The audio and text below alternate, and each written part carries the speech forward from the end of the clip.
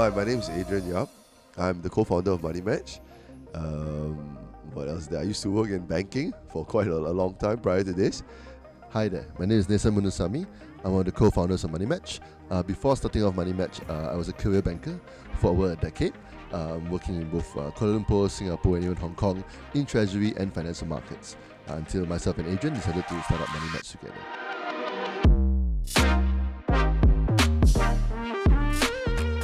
November, December 2014, myself and Adrian, I think we were Mama somewhere. I think it was Hatamas Mama or something like that lines. And I think we were just specifically in that stage of our careers, in our lives, whereby that time we didn't have families, we didn't have children much, so much less liabilities. And we felt that there was time to take a plunge to go out there and start a startup. Well, I think that my partner and I, Naysan, we realized that there was a very interesting opportunity that was sort of brewing around the world, right? Whereby there was the advent of more like the adoption of the internet was getting much quicker and faster amongst the millennials and new companies as well. And basically that a lot of startups on the West were basically using this technology to basically to provide financial services at a much cheaper and much more convenient manner to the masses. And it also happened to be during that time as well, there were accelerator programs, so we joined the accelerator program that helped us to get kick-started, and that really was the beginning of the journey for us.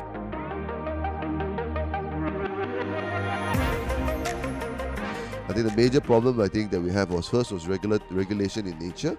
I think that the Malaysian regulations for a service such as ourselves was not quite ready 8 years ago, but I mean kudos to Bank Negara Malaysia as well, and they sort of like innovated and allowed us to sort of offer our unique services that sort of driven the industry forward as well. So, and I think one of the other obstacles would be in trust of the public as well. I mean, being a financial service, I mean, there's a lot of scams that go into Malaysia right now. I'm sure you guys hear about it as well. There are a lot of financial scams. So obviously, being a technology player, trying to sell financial services to the public was not easy at the beginning, right? But thankfully, I think that given the time and the level of service quality that we sort of like place emphasis on, the public slowly started to warm up to us, and obviously they trust us a lot more right now. Generally, I'll say it's about adoption. So it's very easy to say digital adoption. Sure, everybody's got a smartphone, everybody's got internet, and so on and so forth. But how much do they actually utilize it above and beyond social media, or above and beyond, WhatsApp communication becomes that question, right? So in our business in fintech, it's about digital adoption of financial services to perform transactions online. What more without using a familiar banking name, right? So it boils down to trust issues and the lack of adoption. It took us for a long time to fight that.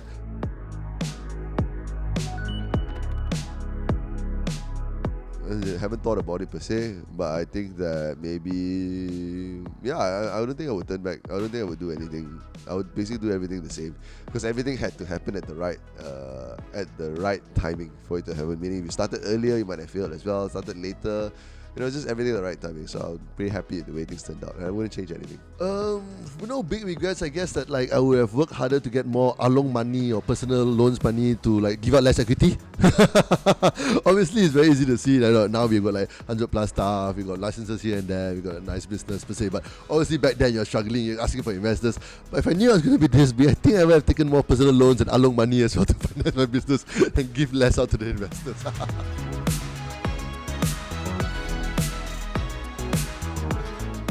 I think these programs are extremely beneficial. I think that we've benefited greatly from the accelerator program, because I feel that I think it was extremely pivotal. We joined Watchtower and Friends a long time ago. That was run by Sam Shafi and Kashminder Singh at that time. They basically taught us what to do.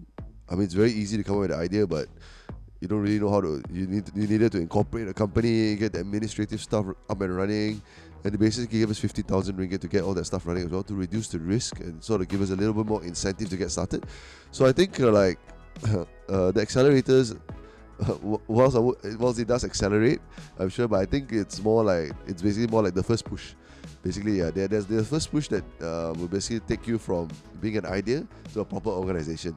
So it's also about picking the right accelerator. But when you find that right match per se, they got great mentor lists, they can really help you out. There's also financial assistance, genuine assistance on the ground. I think that's actually the real key part about it, and it becomes a real key aspect to the journey. Not every single startup needs an accelerator, but like in our case per se, myself and Adrian, we are all experts in financial kind of stuff. We really could use the help when it came down to the technology part, the business development for startups, how to ramp up the growth. We got a great mentor which we sourced from the accelerator program, which became our chairman, became an angel investor to us per se, literally pushing us on, giving us great strategic ideas. All that came from the accelerator. But at the same time, there are also other accelerators which has not produced very much. So you got to choose the right accelerator, and when you got the right accelerator per se, I think you can actually grow. You really commit yourself properly to the ideas and the concept of how the accelerator wants to run.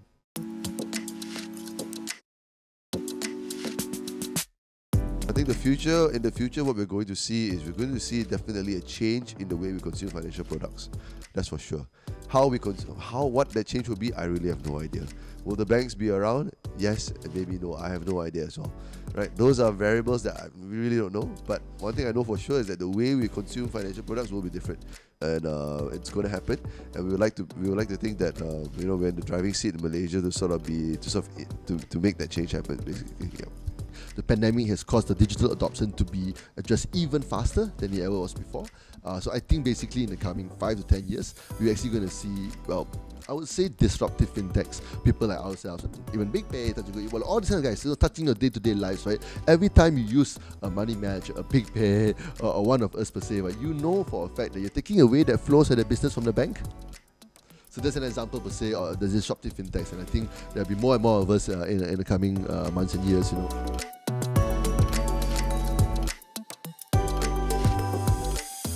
because it's a lot more about ecosystem as well. So I think that's really where MYStartup comes in to really help to power the ecosystem a lot more, because it's built off of many parts. It cannot just about Cradle giving you grants. It's not just about getting a certain mentorship. It's actually a lot of aspects to it.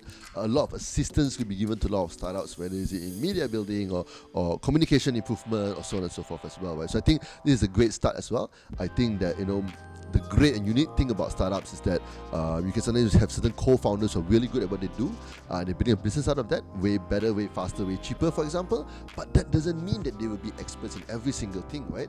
And that's actually where being better at PR, being better at media communication, so many things about running a business, right? Eventually achieving IPO or M&A or whatever it may be. There's a lot of aspects, negotiation. So I think this is really where MYStartup can come in to really help to be a key important cog in the ecosystem, because it's not just about funding. It's not just about grants. There's a few things that comes into play to really build up a successful startup.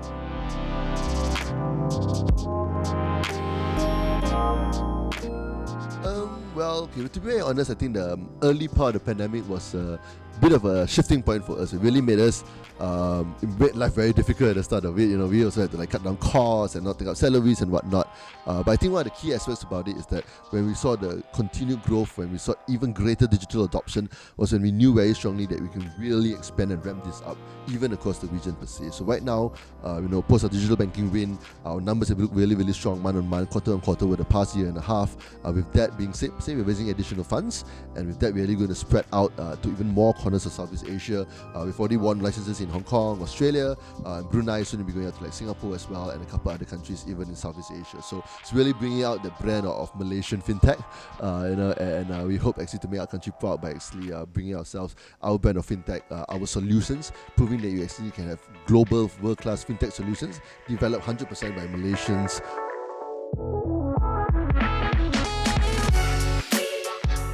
I'm going to try to give something a little bit counter to what's the normal advice per se, but I would say that very surprisingly, I would say don't rush things. Very surprisingly, because you always hear that the startup's going to move fast, going to act really quick per se. But I would say maybe 5-10 years ago in the .com era and all that. Over now and today, you got to really think whether your solution, has nobody else thought about it.